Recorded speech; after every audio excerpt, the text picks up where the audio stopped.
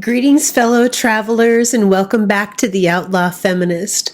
I apologize for this little hiatus, but between trips to the hospital, losing my wallet, and the holidays, my short-term memory was tilting. I felt it was better to wait until I could do a solid episode rather than forcing something half-assed into the ether. Your patience is greatly appreciated. In this new installation of My Life with Outlaw Bikers, A Stripper's Tale, I'm going to make a bunch of chick noises about the beginning of my support of the Mongols MC, the Gangsters. I'm also going to touch on another condition that allowed the Mongols MC to establish a stronghold up the I-5 corridor through Oregon. What is that condition, you ask? The saturation of strip clubs and the entertainment therein. The strippers.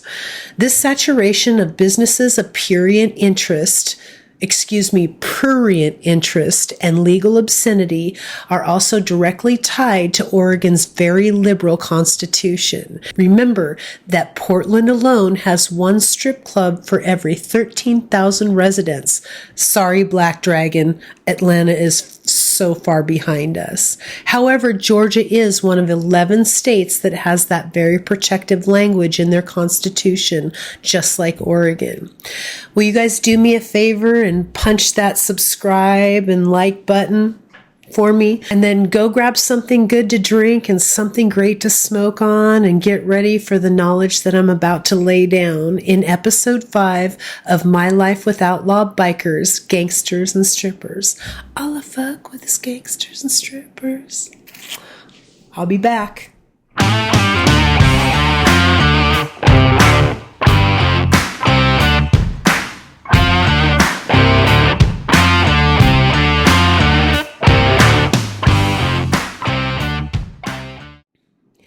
In our last episode of Miss January Mongols Calendar Girl, I discussed the first work I ever did to help the Mongols MC for the Portland chapter at the Dago 40th, I think it was the 40th anniversary party.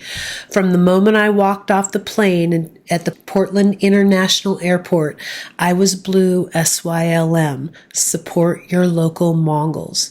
And when I decide that I'm going to invest in something, I am all in. And I was all in. My support manifested itself in many ways. I sent flowers to hospitals and to funerals. I made financial donations to chapters and to individual members. And I quickly became the female face of the Mongols MC, at least in the Portland downtown scene. Friends and acquaintances would regularly give me intel updates on the Mongols' whereabouts. One stripper from Team Blue posted on my Facebook, "When I see the Mongols, I think of you." One of my favorite expressions of support was to entertain the out-of-town members and guests that were visiting to the Portland area. I was expected and trusted the members and friends of the club would be safe with me, and I wouldn't need a babysitter, that I could handle myself and didn't require any kind of protection. And because that MySpace Mongol was so well known and respected, I enjoyed that extra umbrella of respect and protection, which only amped my own reputation in Portland and the Mongol nation. So when I escorted guests and members and friends of the club to local restaurants and nightclubs and events, they were treated as welcome guests and everything was comped. Nobody had better F with me either. I was blue SYLM and I was working. One of the first acts of kindness, also known as support, I ever did for the Mongols MC was to escort Charlie, a Portland chapter hangaround, to his company Christmas party. My MySpace buddy explained that their friend Charlie, as he was known back then, needed a date to Latus Harley Davidson's company Christmas party. See, Charlie had a very recent girlfriend, also a Latus employee. Don't shit where you eat, people. And she was going to bring her new boyfriend to this function, which was really upsetting to poor Charlie, and it bummed him out. So, of course, I agreed to help everybody out, and Charlie and I met at High Rocks, a restaurant and lounge in Oregon City at the end of the Oregon Trail. Charlie was goofy, insecure, and pudgy, and he didn't know at all what to do with me. Together, when we entered the lounge, all necks craned.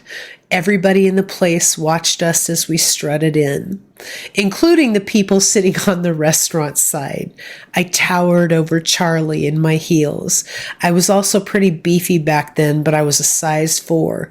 Corby Jones, a former Mizzou Heisman Trophy candidate, used to call me Swole Neck. I had 1,600 cc's of silicone bolted to my chest, and my hair was a $700 back-combed lion's mane of black and white. I also had a diamond dermal piercing on the bulge of my boob, and then I had 14 more running down the center of my back. I was a freakish bitch in a black and white support tee that I had fashioned into a tube dress. Oh, Charlie swelled with pride as we were waved over to the manager's and the owner's table. You know, the grown-up table. A bit later, his ex-vindictive girlfriend with her new beau, an old-ass dude, came through the door. Her chin was up and her chest was out. She looked over at Charlie and I standing near the bar and recoiled. This is not at all what she had planned for this evening. Everybody in the party enjoyed watching her find her place in the pecking order. She didn't lift her mean little chin again that night. Charlie, a dude with no self-esteem to speak of, brought the decidedly better date. And that night, he was king of Latus. The next day, I brought Charlie and his boss, or his manager, I think, a Starbucks. One of them had a caramel macchiato, chick drink. Charlie would later become Chubb's 1%er. I had the rare opportunity to hang out with Australian bikie Dave Bastard before he was a member of the Mongols MC and when he could still travel to the US. I'm not really sure of his connectivity to my MySpace Mongol, but I knew he was visiting the United States with Jed Hill, an Australian tattoo artist that was doing a guest spot at Jaded Soul. I feel like Dave Bastard also worked in the mines in Australia, but I could be wrong. His hands were very strong and leathery and covered with tattoos. I took him to Dante's, where we chatted and enjoyed the weird that only Dante's of Portland can provide. Shortly after his visit to Oregon, one of the twins helped Dave Bastard get patched into Australia's first charter chapter of the Mongols MC. Soon thereafter, the Mongols patched over the Finks MC, making the Mongols MC the biggest bikie club in Australia. One of my favorite Mongols, and there have been many, was Rambler 1%er. Rest in peace, my friend. But I called him Fernando because that's what he asked that I call him. I can still hear that ABBA song playing in my head every time I start talking about him. It was rumored that the Dago chapter called Rambler 1%er Trouble. When Rambler was in town, he would stay in an empty house that he was working on for another member that flipped houses, I believe. He would show up to the Acropolis around 10 p.m. when I was on the schedule. I'd pay his cover and I'd buy him a pitcher of beer and a steak dinner. Fernando always stood at stage 2 over the ledge by the DJ booth. He was stoic in his soft patch and his dark-rimmed glasses. He didn't look like anybody in the joint. During one of his visits to Oregon, we agreed to meet up at 205, a strip club in Portland. I had my youngest son, Frankie, with me, so Fernando asked that I bring Frankie instead of taking him home. Fernando and I sat at the back of the club and fed Frankie singles, and we sat and talked. I had to work in the morning, so I left around 11. Surprisingly, Fernando asked if Frankie could continue to hang out and if he could stay. He assured me that he would make sure Frank was okay and make sure that he got home in the morning. I would trust this gangster with my youngest and most vulnerable son. Well, I guess they closed down 205 and walked back to the pad that Rambler had been working on. Frankie laid down on a blow-up mattress in one room and Rambler was in the other. But I guess little Frankie, my little Frankie, was super drunk and afraid to be in a room by himself in the house, so he got up and went to Rambler's room. Frankie was always kind of a scaredy cat. "Hey, Rambler, I'm scared. Can you please let me sleep in the room with you?" Rambler, true to his kind nature, said, "Of course, little dude," and let Frankie come and sleep on the bed next to him so he wasn't scared. Even though Frankie was technically a man, Fernando understood that Frankie was a little different and was very protective of him. The next morning, he took Frankie back to Club 205 for breakfast and also retrieved his hoodie. My son always felt special and proud when Rambler 1%er would text him, "Hey, what's up, Frank dog?" Rambler was murdered a few months after his last trip. When I told Frankie, he cried. He cried those big alligator tears that he does. I think that was the first friend he lost as an adult. He had already dealt with traumatic loss of friends, as Frankie's classmates were Ashley Pond and Miranda Gaddis. But this was the first adult friend that had been taken from him, and he took it hard. In the coming years, Rambler 1%er's friends and brothers would reach out to me to let me know how much Rambler enjoyed coming to visit us in Oregon. Evidently, he made it clear to everybody, she wasn't like that, bro. She was just a good friend. Later, Team Blue would entertain members at the annual Rambler runs hosted by the Salem chapter, I think. The Rambler run was a celebration of Rambler's life, and they did what he loved to do up here, the titty bars. Team Blue met Rambler's daddy a few years later at one of these runs. I was a stripper at the Acropolis, also known as the Milwaukie Ballet. I did the Thursday and Saturday night close shifts. The local chapter of the Mongols MC loved the Acropolis. They didn't have a clubhouse, and several of them lived just a few miles away. So in the beginning, I would pay the cover charge for all black and white. And in return, the black and white treated strippers and staff and all the customers with respect. And in time, all of my coworkers were happy to see the members and supporters walk in. Eventually, the bouncers would just wave in the black and white, and I wouldn't have to come out of pocket anymore. The Acropolis became Portland Mongols' home away from home, but there was a caveat for me. The bouncer, Tony, insisted that I handle anything that got sideways with the Mongols. They felt better if I did it. Okay. And for a time, and before the wild shit went down, members and supporters, their families, as well as strippers and staff, enjoyed a fun, lucrative time when the black and white was in the house. Strippers became acclimated to entertaining for the Mongols at the strip clubs, and eventually Acropolis strippers were kicking it with the Mongols MC outside the strip club.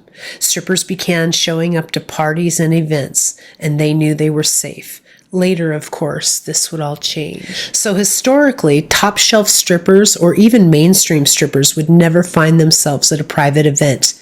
Never. Especially not an Outlaw Biker event. Only hookers did those. But because this weird Elle Stanger-led slut walk push for strippers, or any person that is sexy while getting paid to be classified as a sex worker, the lines have been completely erased, and our town and industry has become a death trap. Regardless, my co-workers Acropolis and Casa Diablo considered me protection. I was often called on to protect them from random dudes or some bottom bitch of some dude. Therefore, they knew if I was present, they were going to be safe. I was able to staff Mongol events with the best of the best in Portland.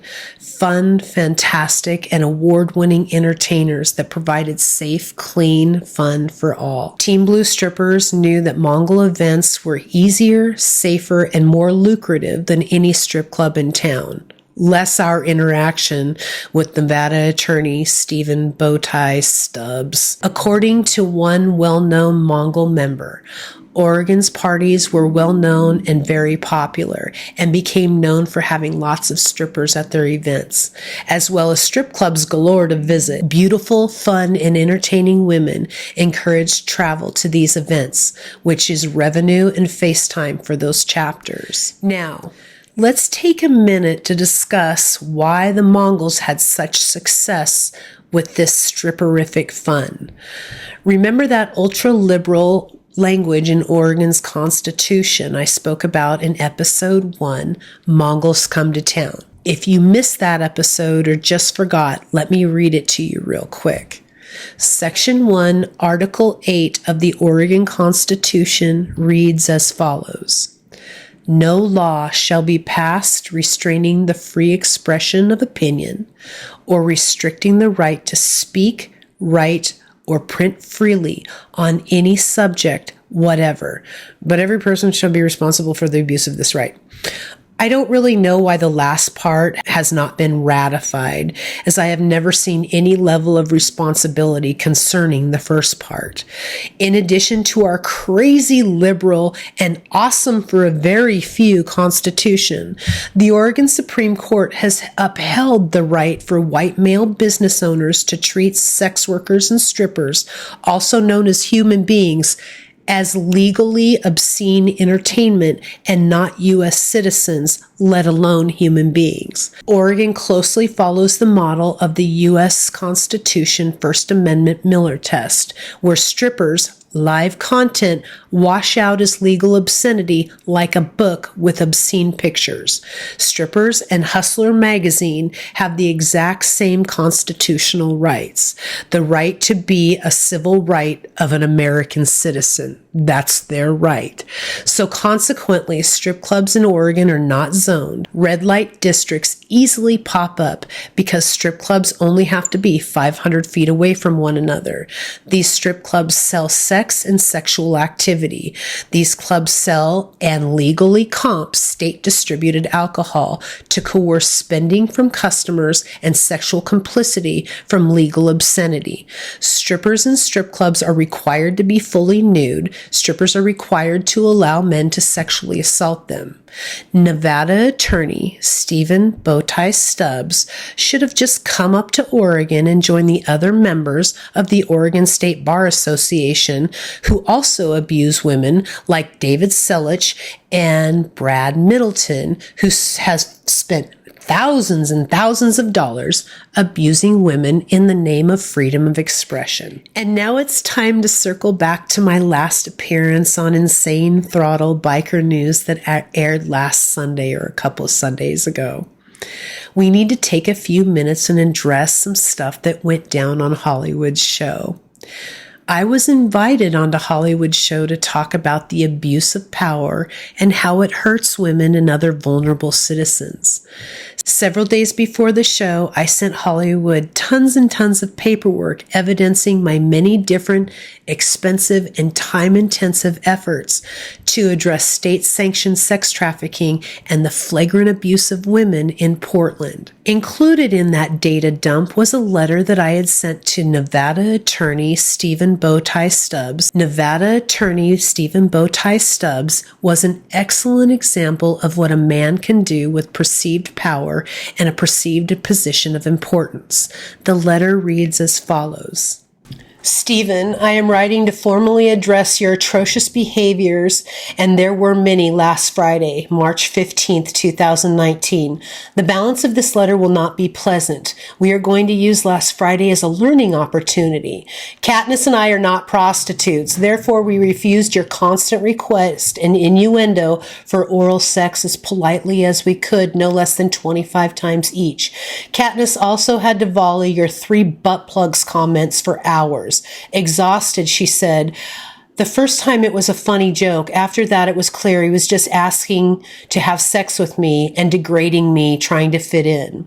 Your conversation style with everybody in the room was obnoxious, lewd, offensive, inappropriate, repetitive, accusatory, confrontational, argumentative, and way too inquisitive, and mostly weird.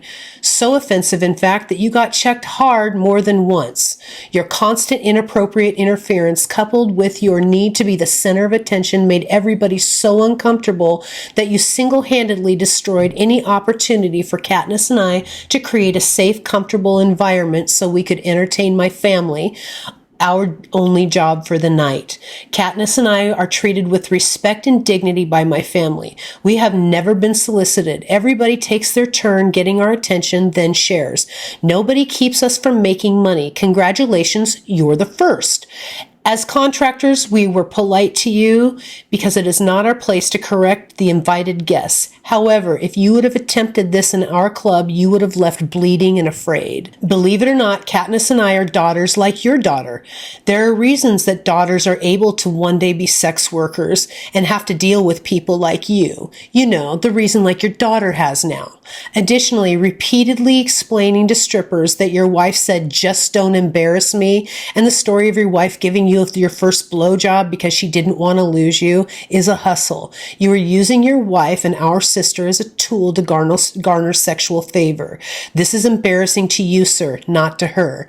Your wife gets our pity. How would your wife feel if she knew that she had a stripper's pity? Oh, and also, you don't get to formally and loudly accuse a stripper of busting you out with glitter to a bunch of people. Take responsibility for yourself. When you were asked to come watch Katniss and I during the meeting, we were babysitting you in reality. Katniss and I are known to be well versed in protocol at these events, respectful of our host's instructions, under contract, and already had a babysitter. You were the loose cannon. Katniss and I understand that we will take a financial hit to support. I took a $4,200 loss guaranteed, and Katniss somewhere approximately $2,000 because this event occurred during our work week.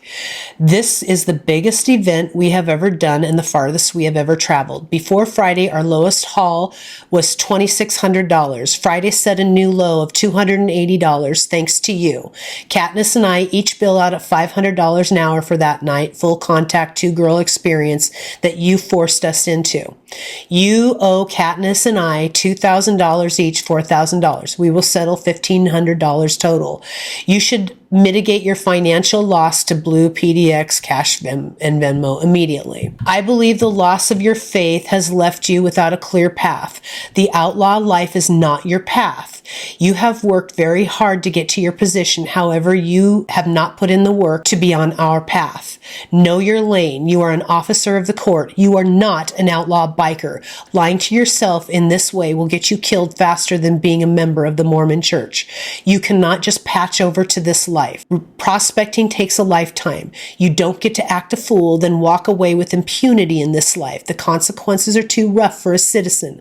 Who do you want to be? How do you want people to know you? You don't have to lie to kick it. As far as our friendship goes, a milkshake story from 10 years ago and you relieving yourself on us like you were in some weird version of Thailand does not a friendship make. Friendship is doing the right thing and not doubling down on dumb. Apologies will be accepted in the above described compensation. I have this is PS. I've deleted all the photos of you in this event. I would never injure your wife in a way that you seem to have no problem with. In addition, I am accountable to the people I support, and I am not allowed to attack their friends. Be thankful. Since he was all over YouTube running his cocksucker to the biker community about his importance and power with the Mongols MC, he was a super easy choice to make an example out of. I don't have any vendetta against him. He was just easy. To me, he's a punk, void of morality, with sloppy DNA. Quite frankly, his internet shenanigans made him a target for all kinds of personal hardships and attacks. He came out of pocket in a big way, so this is really on him. When Stephen Bowtie Stubbs found out that I was going to discuss his illegal, grotesque, and predatory behavior on Hollywood's show, he responded by sharing with Hollywood an unedited email that would, of course, be shared with Hollywood's viewers. He was either trying to bully me into not talking about his problematic ethics, but more likely attempting to gaslight me. Like I said, punk. Let's dance, motherfucker. Hollywood then showed this unedited email to his viewers during our show. And there it was, the club's name out there for everybody to see. Then my accidental utterance through the entire show off topic. Of course, I was unaware of how injurious my utterance would be. Of course I was. But it was clear that my mistake became an easy to capitalize on and super entertaining hot button topic for the show. Like some sort of gotcha moment. Americans, all Americans, including bikers and one percenters, love the F out of hot button topics. Why? Because any perceived mistake I made is way easier and way funner to discuss and contemplate than the complexities of personal accountability associated with the tragedies like systemic abuse of power and sex trafficking. So I get it. Remember how I love to quote President Roosevelt's old lady Eleanor, "Great minds discuss ideas, average minds discuss events, and small minds discuss people." The show started out talking about an idea, the abuse of power associated with sex. And with one wave of the entertainment wand, the discussion of ideas went out the window and the entire show slipped into average and mostly small mind stuff. Nevada attorney Stephen Bowtie Stubbs constantly displays predatory behavior that will hurt women and put vulnerable people in danger. Like many of us, he needs to accept responsibility for all trespasses and apologize, pay the prices, learn, and grow. Then we're all good. It didn't kill me when I had to do it last year. After much fighting and research in 2001, I had to accept that BLU, technically was a part of the sex trafficking problem in Portland. It's very possible that my power and influence may have contributed to opportunities being replaced with conditions for the vulnerable women in Portland. My old understanding of rights and responsibilities were replaced with knowledge and facts and a lot of personal accountability. I found out that I was wrong and I had to right my ship in a major way. That's what ethical people do. Ethics are the work of morals. I technically participated in trafficking women. That is a much bigger deal than any perceived or in reality mistake that I have ever made. I am ready to face the consequences of any of my technically illegal acts to establish dates of knowledge for future victims and legal precedents to stop the OLCC, DPSST, Casa Diablo Vegan Strip Club, etc., etc., etc., from profiting off the sale of the desperation of women. I have and will continue to throw everything I have at state-sanctioned sex trafficking in Portland, Oregon. My priorities are on point. I will not apologize for trying to take a bullet for my team. Women and the vulnerable, that's my goddamn team. So let's not forget also that I'm a woman doing this alone and I am doing this whole war by myself. So if any of you find yourself questioning my tactics or my loyalty or my morals or my ethics, you need to check your own ethics, morals, and loyalty and ask yourself, what would you do when you knew that multiple government agencies and businesses were directly profiting from state-sanctioned sex trafficking while women were dying all over Portland? If your answer is some chicken little, I don't know, or some vacuous nothing, then sit the fuck down. In the words of Israeli General Moshe Dayan, I have only one eye. Do you want me to look at the road or at the speedometer? We all must pick a side. My side, I'm against men in power like Nevada attorney Stephen Bowtie Stubbs and Oregon State Bar attorneys David Selich and Brad Middleton, and sex traffickers like Casa Diablo and the OLCC and from abusing women and the vulnerable with their effing civil rights. Anybody that comes up against me falls to the other team. People that dig sex trafficking and abuse of women and the vulnerable, like Nevada attorney Stephen Bowtie Stubbs and Captain Fantastic Money Team, who kept running their cocksucker all over Insane Throttle's live chat. You're a punk too, and you tell on yourself. You chose your side, bro, but don't worry, you're in good company, little man. Enjoy. So let's make sure everybody's real clear on me. Sex trafficking and the abuse of women and the vulnerable are not entertaining to me. And it's weird if it's entertaining to you. Women in Portland are dying. Carla, Charlene, Bianca, Aspen, Roxy, Ashley. Right is right and wrong is wrong. I do not split my loyalties, and I never have. Neither should you. QED. And that's all I'm going to say about all that. Next week on My Life with Outlaw Bikers, insomniatic biker love. And a real quick reminder, the only thing that I will ever ask you men, bikers and outlaw bikers, is to please check the bro next to you when he's abusing his power. The only thing I ask of you ladies is let's just agree not to be some dude's bottom bitch and be kind to each other. I'll do all the messy, risky, isolative, and dangerous stuff. Let's just all do our parts. One more thing.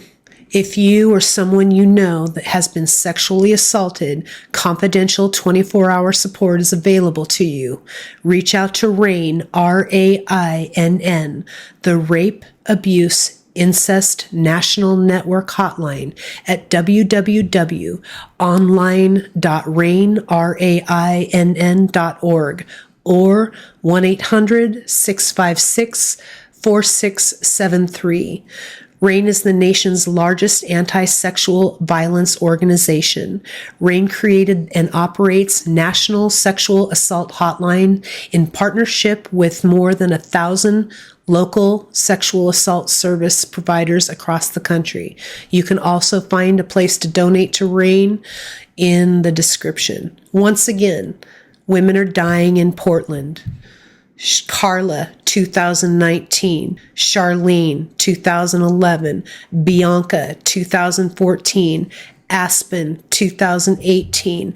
Ashley, 2019. And Roxy, 2022. Rest in peace, ladies. I care.